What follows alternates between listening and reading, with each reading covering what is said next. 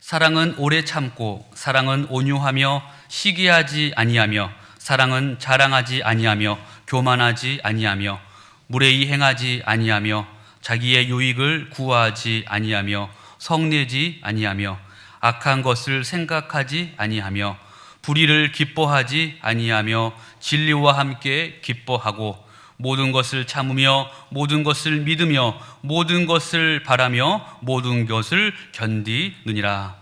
아멘. 귀한 신학적인 진리가 담긴 가사로 찬양해 주신 성도님들께 감사를 드립니다. 찬양대 감사합니다. 찬양 들으면서 앉아서 가능할지 모르겠는데 제가 좀 엉뚱한 데가 있습니다. 그래서 설교하기 전에 가사 말씀을 들으면서 설교자로서 짤막하게 제가 찬양을 하나 하고 시작하고 싶습니다. 제가 대학을 다닐 때 원래 공대를 다녔습니다. 신학 공부할 생각 전혀 못하고, 그래서 학교에 공대 생활도 적응을 잘 못해서 힘들었는데, 학교에서 제가 대학 합창단에 들어가서 합창 노래도 배우고 또 노래도 부르고 했는데, 그때 불렀던 그 합창곡 중에 구노라고 하는 작곡가가 쓴 상투스, 거룩이라고 하는 라틴어 단어입니다. 하나님의 그 초월적이고 하나님의 온 땅에 충만해 계신 하나님을 노래하는 그 합창곡인데, 그 앞부분에 솔로가 이렇게 노래를 하며 소프라노가 부르기도 하고 테너가 부를 수도 있는데, 그 앞부분 제가 오늘 찬양대 3부 예배 찬양을 들으면서 은혜가 되고, 또 제가 잠깐 말씀 나누기 전에 찬양으로 하나님께 영광 잠깐 돌리고 시작하려고 합니다. 제가 성악가는 아닙니다. 양해해 주시오.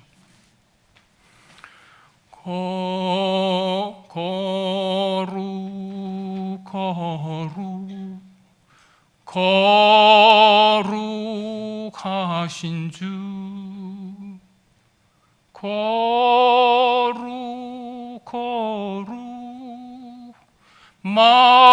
만군의 주 하나님, 만군의 주 하나님,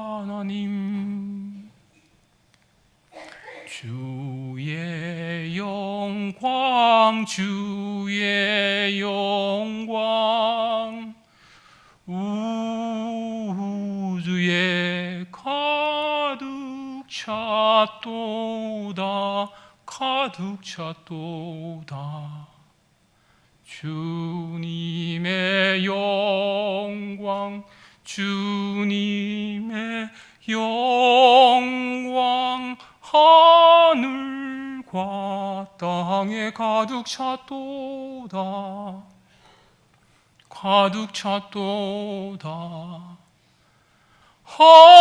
하늘과 땅에 가득 찼도다.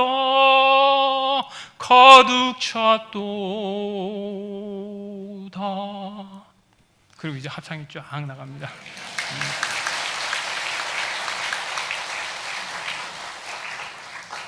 우리가 종종 예배를 드리는 현장에서도 보이지 않는 하나님을 무식화하고 살 때가 많습니다. 보이지 않는 하나님이 온 땅과 우주에 가득 찬 영광으로 매일마다 해가 떠오르는데도 그 해를 보면서도 그 해를 지으신 하나님의 영광을 보지 못하는 인간들이 많은데, 우리들에게 볼 수 있는 눈을 주셔서 예수 믿게 하시고 오늘 이렇게 예배 시간에 나와서 함께 하나님의 백성으로 예배도 하고 또 말씀도 듣게 하시니 감사합니다. 저는 총신대 신학대학원에서 앞으로 목회자가 될 분들을 가르치는 목회 상담학 분야로 가르치고 있는 교수입니다. 총신대 교수생활을 한 지 만 25년이 지났습니다. 오늘 관계의 걸림돌 이해하고 치유하기, 이런 주제입니다. 그 중에서도 오늘 본문에 분노와 용서와 관련된 부분에 제가 초점을 맞춰서 말씀을 드리고자 합니다. 우리가 신앙생활하면서 어려운 영역들이 있지만 그 중에서 저에게만 묻는다면 대인관계, 인간관계라고 대답하고 싶습니다. 저는 목회자 가정에서 자랐는데요, 어릴 때부터 목사가 되겠다는 생각을 꿈에도 해본 적이 없습니다. 왜냐하면 아버지가 목회하는 모습을 보면서 참 목회가 쉽지 않구나. 성도들이 각각 다양한 성도들이 있는데 그 성도들하고 이 관계하는 게 어린 제가 봐도 쉽지가 않아서 전 제가 할 수 있냐고 전혀 생각을 못했습니다. 그래서 제가 신학교 갈 때도 공대 4학년 때 이제 서원을 하게 됐는데, 하나님, 제가 총신대 신학대학원 가기는 가는데 아버지처럼 저는 목회는 못합니다. 하나님이 저를 불쌍히 여기셔서 신학 교수로 써주신다면 제가 신학교 가겠습니다 했는데, 하나님이 어리석고도 참 당치 않는 요구인데 어떻게 보면 제가 말씀드렸던 그 부분을 긍휼히 여기셔서 이때까지 제가 목사가 된 이후에 담임 목회를 한 번도 해본 적이 없습니다. 그냥 교수 생활만 했습니다. 지금 이제 주로 상담하고 가르치고 하는데, 이 인간관계, 우리가 이제 성경 말씀을 보면 하나님의 말씀의 이 핵심이 하나님이 우리를 사랑하셨다, 또 우리도 하나님을 전심으로 사랑해라. 참 쉽지 않은 얘기죠. 근데 그 다음에는 수평적으로는 내 이웃을 내 자신처럼 사랑해라. 이게 하나님의 말씀의 핵심이라고 예수님이 말씀해 주셨어요. 우리 주변에 있는 이웃, 여러 이웃들이 있어요. 근데 어쩌면 가장 가까운 이웃들인 가족관계, 또 교회 성도들과의 관계가 우리가 원하는 만큼 생각보다 쉽지 않습니다. 결혼하면 하나님이 짝지어 주시면 다 행복해야 될 것 같은데 막상 살아보면 녹록치가 않은 것이 결혼관계이죠. 또 자식 다 원하지만은 막상 자식을 키워보면 부모로서 생각보다 쉽지 않습니다. 요즘 자녀들도 힘들지만 자녀들도 초등학교 5학년, 6학년만 돼도 이젠 중2병이 초등학교 5, 6학년까지 내려왔습니다. 애들이 어느 날부터 헷가닥 바뀌어서 부모가 감당하기 힘들 만큼 고생을 시킵니다. 우리가 하나님하고 관계하는 것도 사실은 쉽지는 않지만 수평적으로 사람과 사람이 만나서 관계한다는 것은 참으로 어렵습니다. 아마 여러분들 가운데도 재미있게 보시는 분들이 계실 텐데, 제가 주로 시간 날 때 한 번씩 TV에 보는 프로그램이 나는 자연인이다, 그런 프로그램입니다. 혹시 보신 분들 계실 겁니다.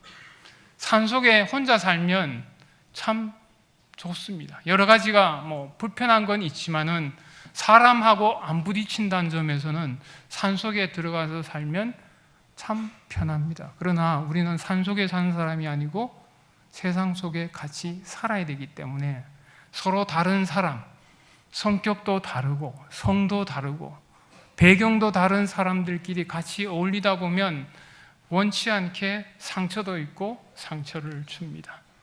이 관계에서 반복되는 걸림돌들이 우리에게 있는데, 이 부분을 오늘 말씀을 통해서 살펴보고, 어떤 경우에는 걸림돌조차도 디딤돌로 만드시는 하나님을 볼 수 있는 그런 시간이 됐으면 좋겠습니다.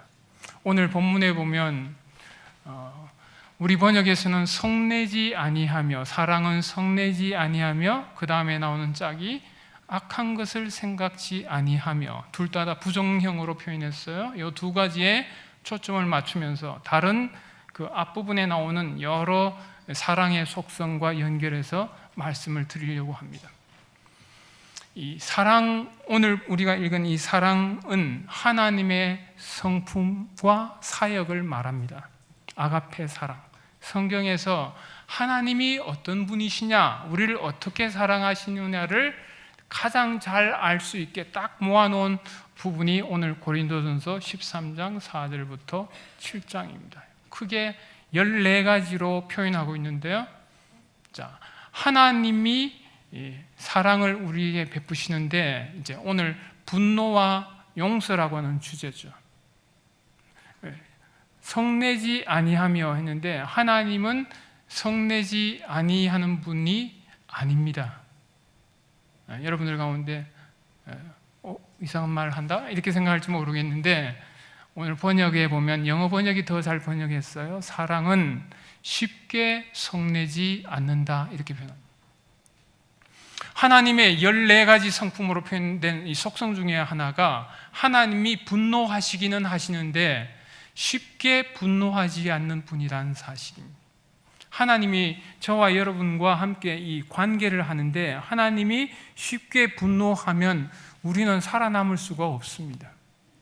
근데 하나님은 죄가 없으시고 하나님은 오늘 제가 이제 성격장애라고 하는 상담적인 용어와 연결짓기를 할 텐데 하나님은 성격장애가 단 1%도 없는 분입니다. 우리는 죄성이 있지만은 하나님이 죄성이 없으셔요. 우리를 처음 만드실 때 사실은 하나님의 형상을 따라 만드시고 우리를 성격장애가 있는 존재로 만들지는 않으셨는데 죄가 들어오면서 아담과 하와가 타락하면서부터 금방 증상들이 나타나는데 그 증상들이 다 오늘 현대 정신의학이 말하는 성격장애 증상들입니다. 성격장애가 뭐냐 하면 크게 4가지로 볼 수 있는데 흔히 우리가 말하는 지정의의 부분입니다. 하나님이 인간에게 주신 이 지성과 인식할 수 있는 생각과 그 다음에 감정, 다양한 다른 동물들과는 다르게 다양한 감정을 느낄 수 있고 표현할 수 있는 이 은사를 우리에게 주셨는데 이 감정 처리가 잘 안 되면 성격 장애라고 진단을 합니다. 그 다음에 자기 조절 능력, 충동을 조절할 수 있는 힘이 어느 정도 발달이 되어야 성격 장애가 생기지 않습니다. 그 다음에 이 3가지 영역이 제일 마지막으로 영향을 끼치는 부분이 대인관계 부분입니다. 그래서 상담하는 저 입장에서도 그렇고 정신과 의사들도 상담하는 분들은 내담자가 오면 여러 가지를 쭉 봅니다. 보는데 그 중에 공통적으로 보는 부분 중에 하나가 이 내담자가 성격장애가 어떤 부분에서 있는가, 특히 대인관계가 어떠한가를 봅니다. 대인관계를 보면 이분이 성격장애가 이런 부분에서 성격장애가 생겼구나. 한 진단명이 10가지 정도 되는데 오늘 제가 시간 관계상 다 말씀드릴 수는 없고 한 3-4가지를 사랑과 연결해서 말씀을 드리고자 합니다. 아까 제가 하나님은 성격장애가 전혀 없으시다고 말씀했는데 이 사랑의 속성 14가지의 그 속성은 성격장애 증상과 정반대되는 현상입니다. 아까 이야기한 대로 예를 들면 사랑은 쉽게 분노하지 않는 것이다 했는데 쉽게 분노하는 것이 성격장애 증상 중에 하나로 진단이 됩니다. 그 다음에 악한 것을 생각지 않는다라는 말은 영어 성경에서 더 의미 있게 번역했는데 상대방이 한 실수를 기록해 두지 않는 것이다 이렇게 번역을 했습니다. 우리가 대인관계를 하다 보면 서로 잘못을 합니다. 실수도 하고 때로는 상처도 주고 받는데 사람들 중에 성격장애가 생기면 이게 일종의 다 미성숙한 모습인데요, 상대방이 한 잘못을 마음판에 새깁니다. 저 인간이 나한테 이런 상처를 줬지?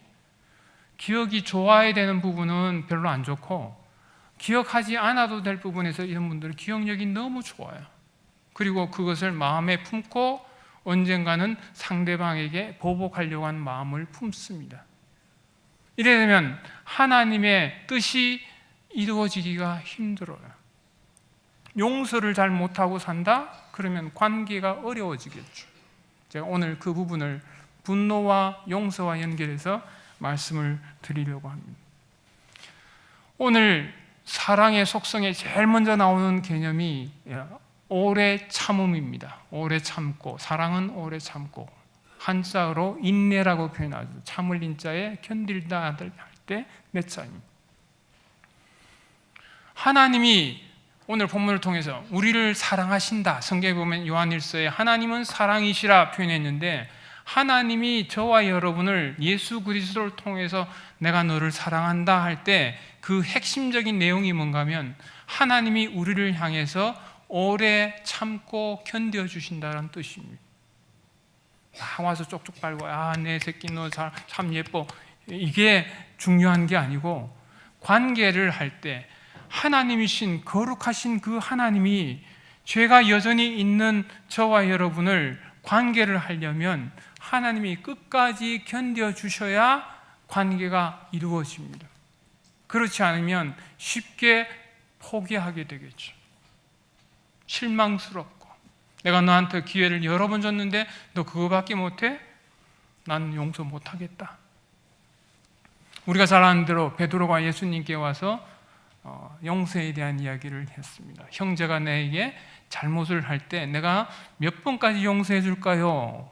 그래서 몇 번 제시했죠? 7번까지라도 용서해 줄까요? 상당한 이야기예요. 완전 숫자입니다. 예수님의 대답은 더 이해하기 힘든 대답이에요.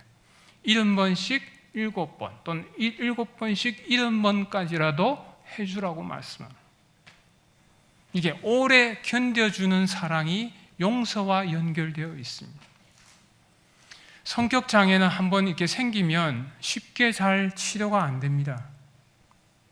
다른 불안 장애 또는 우울증, 정신분열증 등등 많은 정신적인 질환들은 정신과의 약을 복용하면 어느 정도 효과가 드러납니다. 불안도 사라지고 우울증도 회복이 돼요. 근데 성격 장애는 약을 먹어서 치료가 되는 장애가 아닙니다. 약 먹어서 성격 장애가 치료가 되면 얼마나 좋겠어요.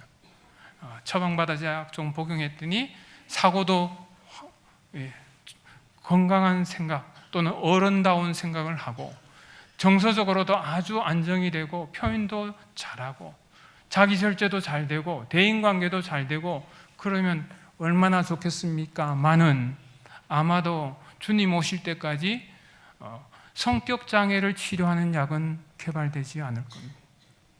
성격장애가 어떻게 하면 치료가 되는가?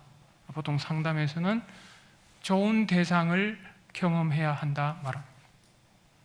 우리의 신앙적인 입장에서는 여러분, 저에게도 있고 여러분에게도 어느 정도 있는, 소위 진단받을 만큼은 아닐 수도 있지만은 성격적인 장애적 요소, 이건 모든 인간이 다 갖고 있습니다. 로마서에 말씀한 대로 의인은 없나니 하나도 없다라고 할 때, 모든 인간이 하나님 앞에서 죄인이다 할 때 그 의미하고도 연결이 됩니다. 조금씩은 다 성격 장애적인 요소를 갖고 있어요. 증상 하나씩은 다 갖고 있습니다. 근데 심각하지 않으면 우리가 일상생활을 하는 데는 큰 어려움이 없는데, 이 하나님의 성품과 반대되는 이 인내하는 능력, 하나님의 성품과 연결되는 인내하는 능력은 약을 먹는다고 생겨나는 게 아니고, 누군가 자기를 향해서 그렇게 견뎌주고 참아주고 할 때 그것이 자기 속에 내면화되면서 자기도 어느 정도 잘하게 되고 맷집도 생기고 견딜 수 있는 힘도 생깁니다.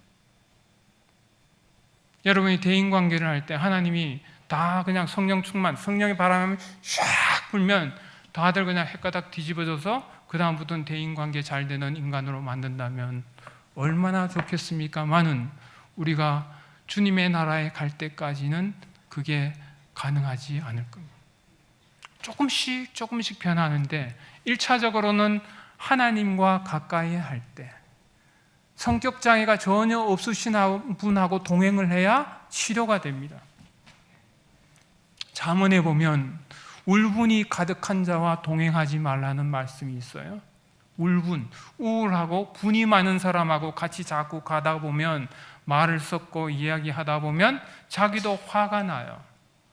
여러분들 가정에서도 남편이나 아내가 또는 자녀가 우울증 환자가 한 사람이 있다 합시다. 그 사람하고 같이 살면 가족들이 다 우울해집니다. 왜냐하면 전염성이 있기 때문에. 좋은 것도 영향을 받지만은 안 좋은 건 특히 영향을 더 잘 받습니다. 엄마가 화가 많아요. 그 밑에서 자라는 자녀들은 분노가 생깁니다. 왜? 화날 짓을 엄마가 자꾸 하니까. 그렇죠? 근데 하나님은 우리가 그에게 가까이 함이 복이 되는데, 하나님은 우리에게 자꾸 화가 나게 막 화를 돋구거나 막 때리거나 그렇게 하지 않는다. 물론 우리를 빚어가실 때 인내하는 과정에서 하나님이 허용하시는 고난과 환난이 있습니다. 성도의 삶에 하나님과 동행하면 늘 할렐루야 아멘 천국이 아니고 때로는 광야와 같은 시간과 사망의 음침한 골짜기와 같은 경험을 하나님이 허용하십니다. 왜냐하면 그래야 우리에게 인내라고 하는 심리적 영적인 경험이 자질이 생기기 때문입니다.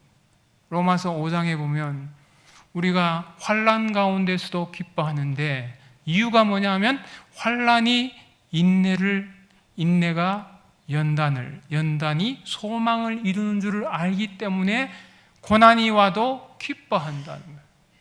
여러분, 성도들과 믿지 않는 사람들의 차이가 어디 있느냐? 세상 사람들도 좋은 일 있으면 기뻐할 줄 압니다. 감정이 있기 때문에.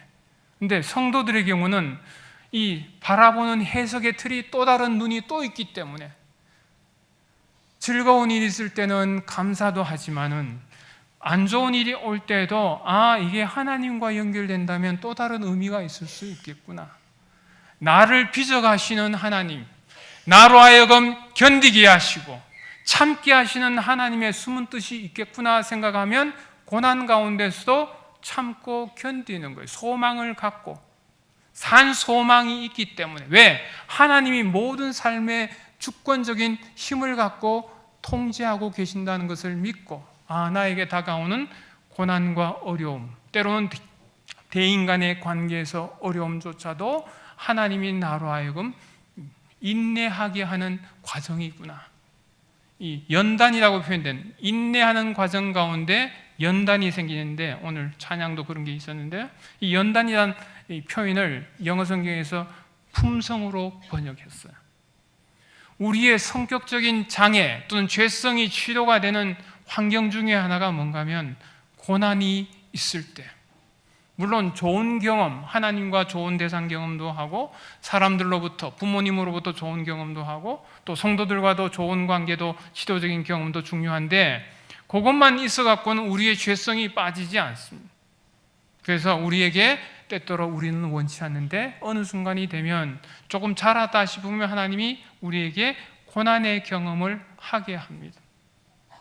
너무 좋아서 만났는데, 부부가 만났는데 막상 살면서 어느 시점부터 살아보니까 고난이 생기는 거예요. 남편이 말귀도 잘 못 알아들어요. 그럼 어떻게 돼요? 화가 나죠. 왜? 말귀도 못 알아들으니까. 정상적인 부분이 있는데 거기서 다툼이 생기고 때로는 어떤 때는 힘들어요. 왜 하나님이 저런 남편 나에게 주셨어요? 말귀는 알았는데 데이트할 때는 말귀를 잘 알아듣더니 희한하게 결혼하고 나니까 말귀를 잘 못 알아들어요. 공감도 잘 못해요. 저 같은 경우에도 상담을 하지만은 희한하게 상담할 때는 내담자의 이 얘기가 너무 잘 들려요. 공감도 잘 돼. 근데 집에 가서 아내 말을 들으면 말이 잘 안 들어와요.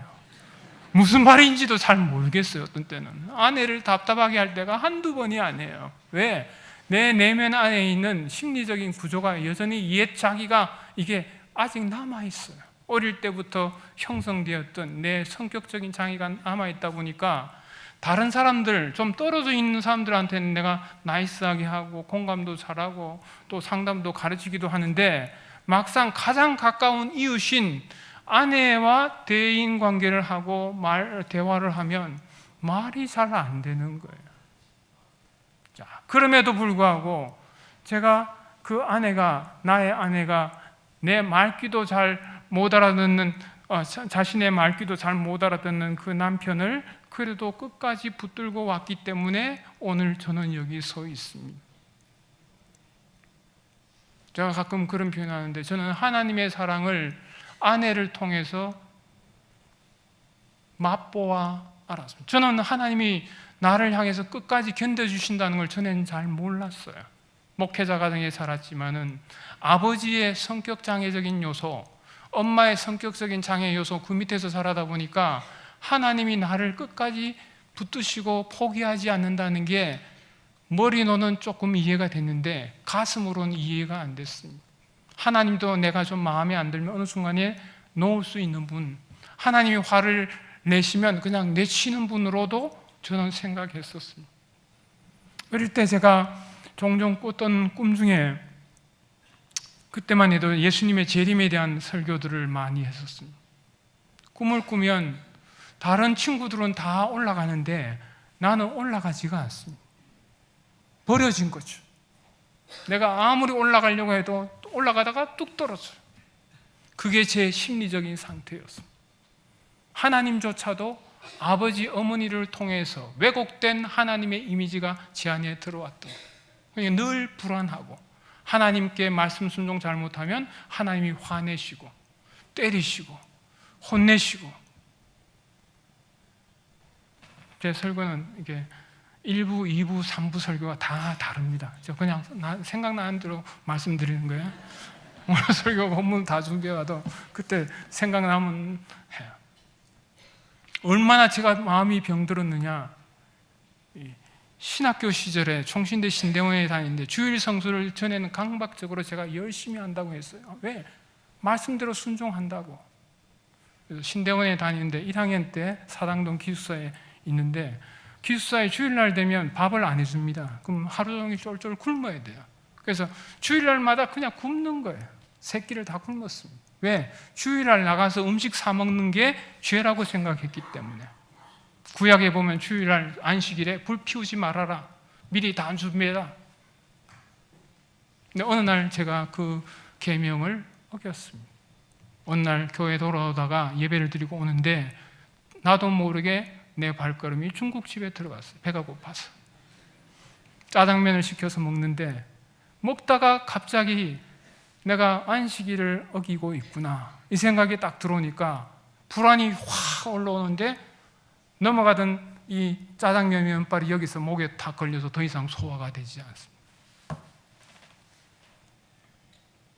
제가 많이 경험했던 하나님은 신학도 공부하고 했는데 두려운 하나님, 분노하시는, 물론 하나님이 분노하시는데 하나님 앞에 서면 너무나 초라하고 그게 다 제 삶의 역사의 일부였는데 막상 제 이 부족한 이 사람하고 같이 사는 아내가 살면서 내가 보니까 야, 아내가 나를 포기하겠구나. 제가 두려웠던 게 뭔 줄 아십니까? 어느 날 아내가 당신하고는 못 살겠어. 목사인 제가 뭘 할 수 있겠습니까? 그러니까 아내하고 제가 대놓고 싸우지를 못했습니다. 늘 참고 화가 나도 꾹꾹 참았습니다. 왜? 내가 화내면 아내가 나를 거절할지도 몰라. 이혼하자 하면 나는 어떻게? 다 참았어. 그러니까 제 감정이 죽어버리는 거예요. 아내 입장에서는 얼마나 힘들었겠어요? 뭐 이렇게 싸우자 해도 싸우지를 않으니까, 말이 안 통하니까, 나는 불안해서 그런데 아내 입장에서는 답답한 거예요.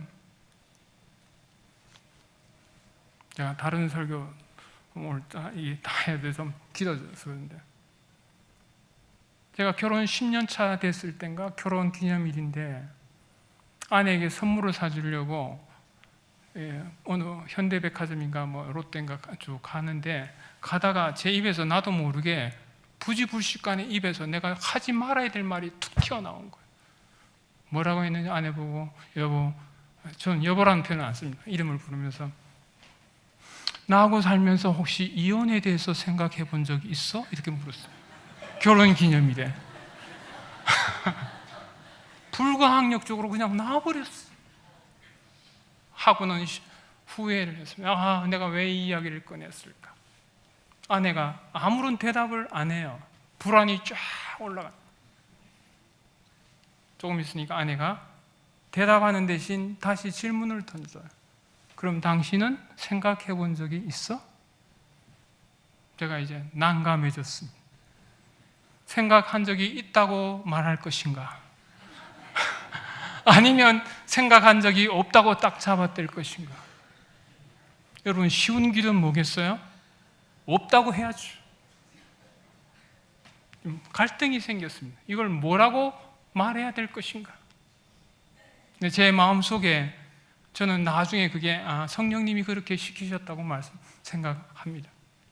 나도 모르게 그 두려웠던 그 마음속에서 그래도 내가 목사고 상담을 가르치는 교수인데 진실을 말해야 하지 않을까? 그 생각이 들었습니다.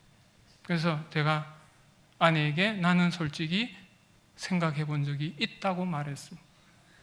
거절에 대한 두려움도 있었지만은 저는 참다 제가 힘드니까 어떤데 차라리 헤어지는 게 낫겠다 이렇게 생각한 적이 사실은 있었습니다. 가는데 아내가 말이 없어요. 조금 있으니까 아내가 뭐라고 말하는 거니까 선물이고 뭐고 집에 가자.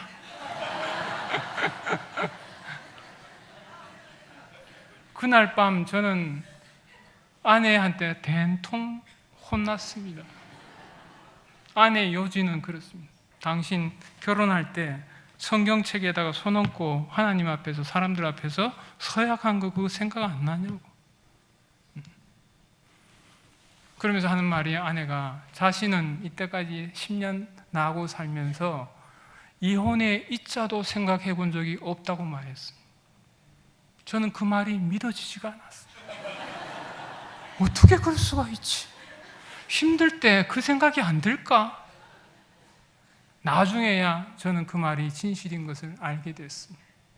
아내가 나로 인해서 고통도 겪고 힘들어 했지만은 이혼하려고 하는 것은 아니었구나. 저는 그게 늘 두려웠는데 그걸 알고 난 뒤로 저는 그날 선물도 못 줬고 했지만은 저는 큰 선물을 받았습니다. 아내가 나를 거절하려고 하는 건 아니었구나.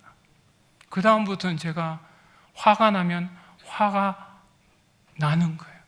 표현이 되면 전에는 겁이 나서 화를 못 냈는데 이제는 이혼할 마음이 없다니까 이제는 화가 나면 화 같이 내요. 흔들리지 않는 관계가 될 수 있는. 그때 저는 하나님의 사랑도 이런 거겠구나. 비록 내가 하나님께 실망시킬 때도 있고 마음에 안 들 때도 있지만은 하나님은 한 번도 나하고 이혼에 대해서 생각해 본 적이 없구나. 여러분 구약 성경에 보면 그런 말씀이 있어요. 다 바벨론 다 보냈는데 내가 너희들에게 이혼장 준 적이 있느냐? 말씀하셨어요. 하나님은 그렇게 대하지 않아요. 비록 죄에 대해서 처벌하시기 위해서 다시 단련하기 위해서 보냈지만은 하나님은 한 번도 그들의 성벽과 그들의 그 마음이 자기 손바닥 안에서 떠난 적이 없다고 말씀하셨어요. 하나님이 분명히 죄를 향해서 분노하시고 또 우리의 연약함을 볼 때 어떤 때는 분노하시기도 하지만은 하나님은 끝까지 인내하시는 사랑으로 저와 여러분을 오늘도 붙들고 있습니다. 여러분 부부관계에서 부모 자녀 관계에서 힘들 때 분명히 있을 거예요. 네, 잘하는 것 중에 하나가 뭐냐? 그냥 무슨 뜻이 있으려니 하고 견디는 거. 하나님이 우리보다 훨씬 생각이 탁월하신 그 하나님이 짝을 지어주신 거 보면 뭔가 뜻이 있나 보다. 왜 저런 사람을 만나겠을까가 아니고 저 힘든 사람하고 만나면서 뭔가 의미가 있나 보다. 고통 가운데 하나님이 어쩌면 나를 빚고 있는지도 몰라 라고 생각을 바꾸고 나면 그 고통을 주는 상대가 때로는 고맙게 느껴질 수도 있습니다. 저 사람 때문에 내가 지금이다 이 모습이라도 내가 성장했나 보다. 이게 이제 온유의 사랑과 연결됩니다. 마음을 넓히는 것. 온유함이라는 것은 좀 더 성숙한 생각과 사고를 말합니다. 마음이 넓은 거예요. 우리가 하나님의 목까지는 가지는 못하지만은 조금이라도 그리스도의 성품을 닮아서 생각을 넓히면 화가 덜 나요. 전에는 몰라서 화가 났는데 상대방이 저 사람이 꼭 나빠서가 아니고 성격 장애가 있구나.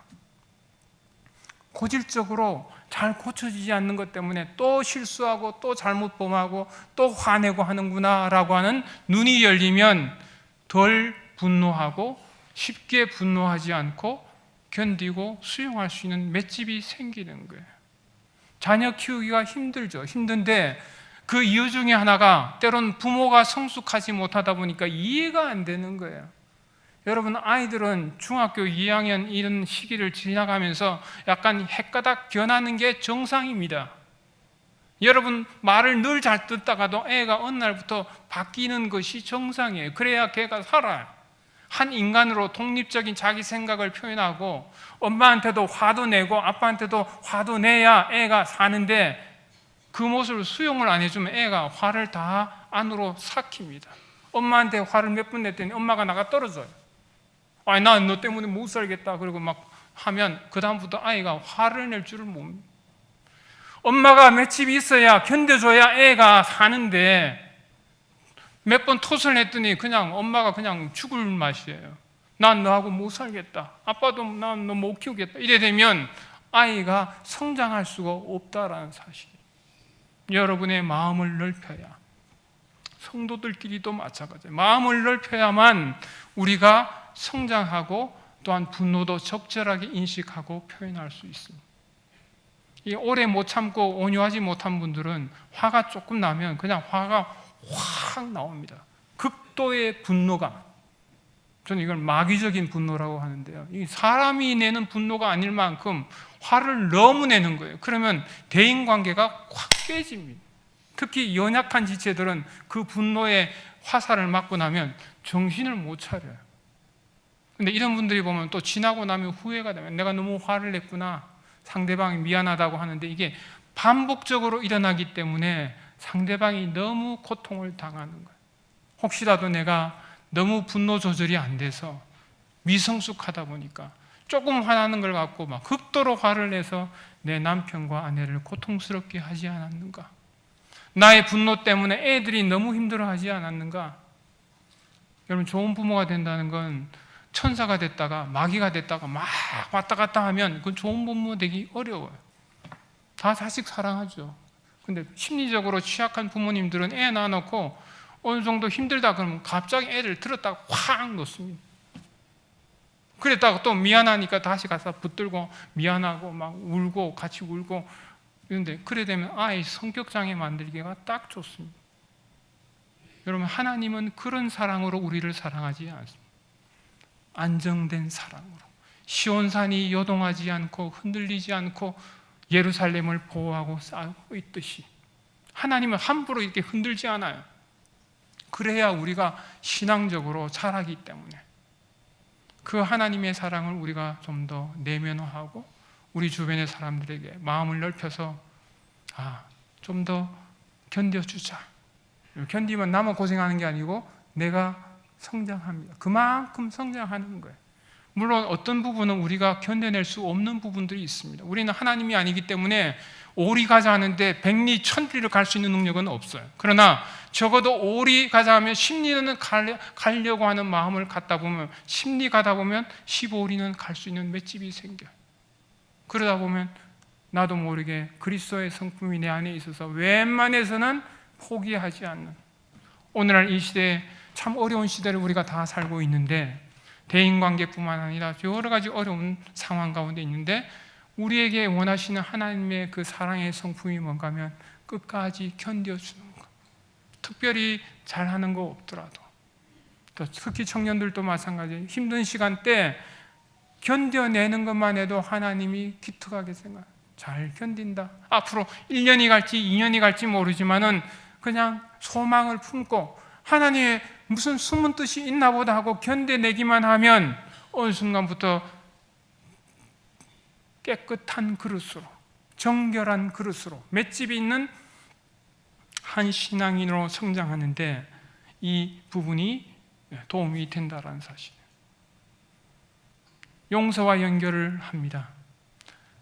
70번씩 7번씩 용서하려면 인내해야겠죠. 또 기회를 주고, 저 사람이 반복해서 죄를 범하고 반복해서 실수하더라도 저 사람이 원해서가 아니고 무의식적으로 자꾸 반복하는 것이구나, 이해를 하면 용서하기가 쉽습니다. 심지어는 상대방이 주는 그 상처와 아픔이 때로는 나를 유익하게 할 수도 있다는 점을 생각할 필요가 있습니다. 성경에 요셉이라는 인물을 잠깐 언급하고 설교를 마무리하려고 합니다. 요셉의 삶, 우리가 잘 아는 대로 형들에 의해서, 다수의 형들에 의해서 죽임을 당할 뻔하다가 애굽의 종으로 팔렸습니다. 그 충격감은 아마 설명하기가 힘들 거예요. 전혀 준비되지 않은 상황에서 옷을 벗기우고 얼마나 수치스러웠겠어요? 그 형들의 그 무정함을 보면 동생 그 구덩이에 넣어놓고 자기들끼리는 밥을 먹습니다. 밥 그냥 먹었겠어요? 온갖 욕 다 했을 거예요. 아이 저놈 고수다. 이거 잘 됐다. 죽어버려야지. 온갖 소리 다 들었을 거예요. 밑에서. 형들이 왜 저렇게 했을까? 분노와 상처들이 분명히 있었을 거예요. 요셉이라고 해서 특별한 사람이 아니라 우리와 같은 성정을 가진 한 인간이었을 거예요. 근데 그가 마침내 하나님의 섭리 가운데 형들이 다시 곡식을 사러 왔는데 그 얼굴을 봤을 때 요셉의 마음이 어땠겠어요? 한편은 반갑기도 하고 한편에는 묻어뒀던 기억들이 올라오면서 얼마나 이 트라우마가 올라오면 사람이 정신을 못 차립니다. 머리가 막 하얘졌을 거예요. 그가 마지막에 보면 그 모든 과정을 겪어가면서 형들에게 마침내 말합니다. 형들이여 염려하지 말라고. 형들이 나를 판 게 아니고 하나님이 나를 우리 가정을 구원하시기 위해서 나를 먼저 이곳에 보내셨다. 가해자인데 가해자를 통해서도 하나님이 뜻을 이루어 가시는 하나님의 합력해서 선을 이루시는 큰 그림을 볼 수 있는 눈이 열리면 그만큼 우리가 믿음도 자라고 심리적으로 자라는 거죠. 하나님의 뜻은, 저와 여러분을 향한 하나님의 뜻은 우리가 어린 상태에 머물러 있지 않고 조금이라도 한 걸음 성장하고 나아가는 것을 원하신다는 거예요. 이 하나님의 마음을 우리가 다시 한번 생각하고, 때로는 우리가 분노해야 될 때 분노해야겠지만 절제할 줄도 알고, 또 극심하게 분노하는 분들은 가족들에게 용서도 구하고, 내가 몰랐는데 오늘 설교 들어보니까 나한테 성격장애가 있더라. 이 경계성이라고 하는 성격장애, 보더라인이라고 하는 성격장애 특징이 예외가 없어요. 희한해요. 서양인들도 그렇고 동양인, 우리 한국인들도 그 성격장애 있는 분들 보면 예수를 믿어도 극심한 분노가 확 올라와. 입에서 막 욕설도 나오고. 이 마귀가 기뻐하는 걸 몰랐네. 내가 성격장애가 있는 줄 몰랐는데 미안하다. 용서해다. 내가 앞으로도 그러더라도 어느 시기까지 내가 그럴지도 모르겠지만은 나를 좀 기다려주면 내가 하나님 앞에서 노력도 하고 또 치료도 받고 필요하다면 상담도 받고 해서 내가 조금이라도 할 테니까 나를 받아다오. 자녀들에게, 배우자에게, 또 성도들끼리도 그렇게 된다면 한 걸음이라도 앞서 나가고, 그 분노로 인해서 마귀가 우리들의 신앙의 틈을 보고 무너뜨리고, 여러분 분노 조절 잘못하면 마귀가 옆에서 한 가정이 깨지는 거 뭐 일도 아니에요. 교회 풍지박산 나는 거 일도 아닙니다.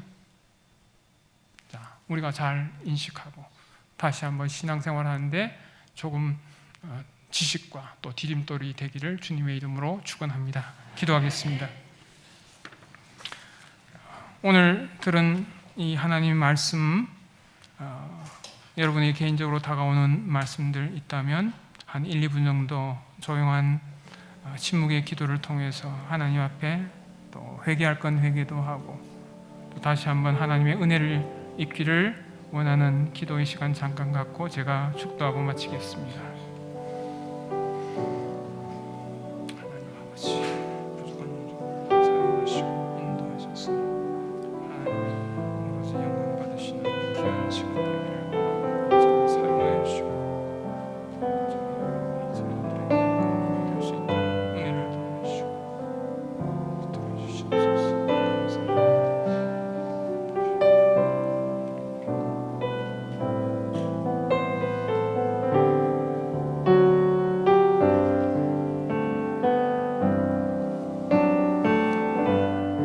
우리 주 예수 그리스도의 은혜와 끝까지 우리를 붙드시고 포기하지 않으시고 인도하시는 하나님의 극진하신 사랑하심과 성령의 위로하시며 세임 주시며 새로운 인식을 날마다 열어주시는 성령님의 은사가 오늘도 말씀을 듣고 우리의 삶의 영역에서 하나님이 기뻐하시는 분노를 내며 또한 용서할 사람들을, 용서해야 될 사람들, 용서할 수 있는 마음을 갖기를 다짐하는 동광교회에 속한 모든 믿음의 식구들 머리 위에, 가정 위에 지금과 영원토록 함께 계실지어다.